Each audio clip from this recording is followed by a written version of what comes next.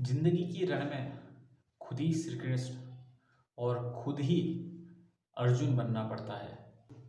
अपना ही सारथी बनकर जिंदगी की महाभारत से लड़ना पड़ता है। नमस्कार दोस्तों, मैं हूं कोच सूरजपंत। आज एक छोटी सी कहानी एक बिजनेसमैन की। एक बिजनेसमैन था, उसका एक लड़का था। वो लड़का अपने पिता से बोलता था कि मुझे भी बिजनेस करना है, मुझे एक मौका दे के देखिए। लेकिन वो पिता टालता रहता था। वो बोलता था अभी इसकी ज़रूरत नहीं है, तुम बाद में ये बिज़नेस कर लोगे, अभी तुम्हारी एज ही क्या है। उसका बेटा कई बार उससे बोलता था कि मुझ पे एक बार विश्वास करके तो देखिए, मैं बिज़नेस चला सकता हूँ। लेकिन जो बिजनेसमैन था उसने अपने बेटे को वो मौका नहीं दिया। अचानक से एक दिन बिजनेसमैन को हार्ट अटैक आता है और वो सीधा हॉस्पिटलाइज हो जाता है। उसकी हालत बहुत ख़राब हो जाती है। तो उसका बेटा हॉस्पिटल में आता है और अपने एक दोस्त को फ़ोन करता है और बुलाता है कि बोलता है भाई मेरे पिताजी को हार्ट अटैक आ गया, मैं यहाँ पे इस हॉस्पिटल में हूँ, तुम आ जाओ। तो उसका दोस्त आता है, वो पूछता है कैसे हैं आपके पिताजी। तो बोलते हैं अभी थोड़ा ठीक है, उनकी कंडीशन में थोड़ा सुधार हो रहा है।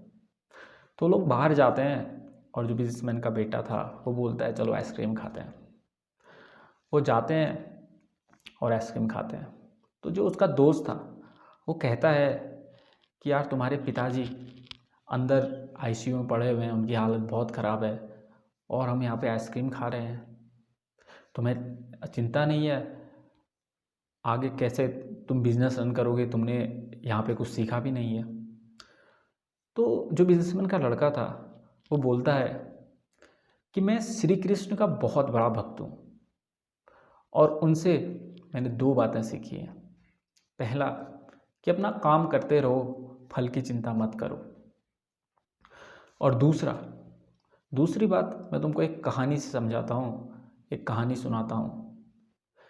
श्री कृष्ण थे, उनकी एक पत्नी थी माँ रुक्मणी। तो उनकी शादी हुई, उनका एक लड़का हुआ, बड़ा लड़का, जिसका नाम था प्रद्युम्न। तो आपको पता है श्री कृष्ण के बहुत सारे दुश्मन थे। तो जो प्रद्युम्न था, जब उसकी उम्र मात्र 10 दिन की थी उसका अपहरण हो गया था। तो उसके बाद जो उसकी माँ थी बहुत चिंता में रहने लगी, बहुत परेशान रहने लगी।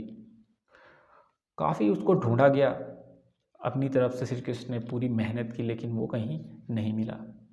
तो बहुत ही चिंतित रहती थी। तो श्री कृष्ण ने कहा तुम चिंता मत करो, प्रद्युम्न जहाँ भी होगा सही सलामत होगा, खुश होगा। लेकिन वो चिंता करती रहती थी। ऐसा करते करते 18 साल बीत गए। तब एक दिन अचानक प्रद्युम्न आ जाता है। उसकी माँ बहुत खुश होती है, उसकी खुशी का ठिकाना नहीं रहता। उसके साथ प्रद्युम्न की पत्नी भी थी जिनका नाम था मायावती। प्रद्युम्न की जो पत्नी थी वो उनसे 20 साल बड़ी थी। फिर से माँ रुक्मणी खुश तो थी कि प्रद्युम्न वापस आ गया, लेकिन फिर से वो बहुत गुस्से में भी थी, चिंतित भी थी, बहुत परेशान थी कि मेरे जो बेटे ने अपनी से 20 साल बड़ी लड़की से शादी की।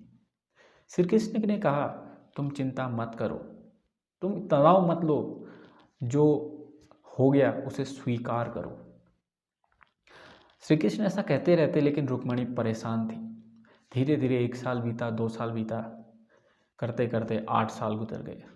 उसके बाद रुक्मणी ने बोला कि जो था सही है, और उन्होंने बोला कि जो 20 साल बड़ी लड़की से मेरे बेटे ने शादी की तो कोई बात नहीं, ठीक ही किया। उन्होंने उस जो निर्णय था, जो घटना हुई थी, उसे स्वीकार कर लिया। इस तरह से फिर उन्होंने लगभग अपने 24 साल, 18 साल जो प्रद्युम्न उनसे दूर था उसमें, और 8 साल इस चिंता में व्यतीत किए कि उनसे बेटे ने जो है 20 साल बड़ी लड़की से शादी की। तो इस तरह से उन्होंने अपने जीवन के महत्वपूर्ण 26 साल चिंता में ही व्यतीत कर दिए, क्योंकि उन्होंने स्वीकार नहीं किया। पहले उन्होंने यह स्वीकार नहीं किया कि प्रद्युम्न अपहरण हो गया तो हो गया, चलो 18 साल हो गए। उसके बाद उन्होंने यह स्वीकार कर नहीं पाए कि उनके जो बेटे ने है उनसे 20 साल बड़ी लड़की से शादी की।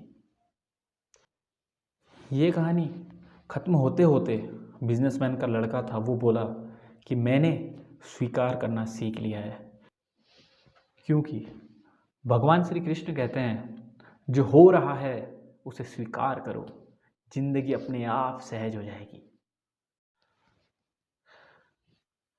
अगर आपको हमारे द्वारा दिखाई गई वीडियोज़ अच्छी लगती हैं, हमारे द्वारा बताई गई बातें अच्छी लगती हैं, आप पर सकारात्मक ऊर्जा उत्पन्न करती हैं, तो हमारे इस चैनल को सब्सक्राइब ज़रूर कीजिएगा और जो नीचे बेल आइकन दे रखा है उस पर क्लिक कर दीजिएगा। साथ ही साथ लाइक करना मत भूलिएगा और इस वीडियो को अपने लव्ड वन, अपने रिलेटिव, अपने फ्रेंड्स तक शेयर कीजिएगा, ताकि वो लोग भी सकारात्मक ऊर्जा से प्रेरित हो सकें, उनमें भी सकारात्मक ऊर्जा आ सके, और वो अगर ज़िंदगी में दुखी हो रहे हैं, परेशान हो रहे हैं, तो उनको उन परेशानियों का कुछ ना कुछ तो हल यहाँ से ज़रूर मिलेगा।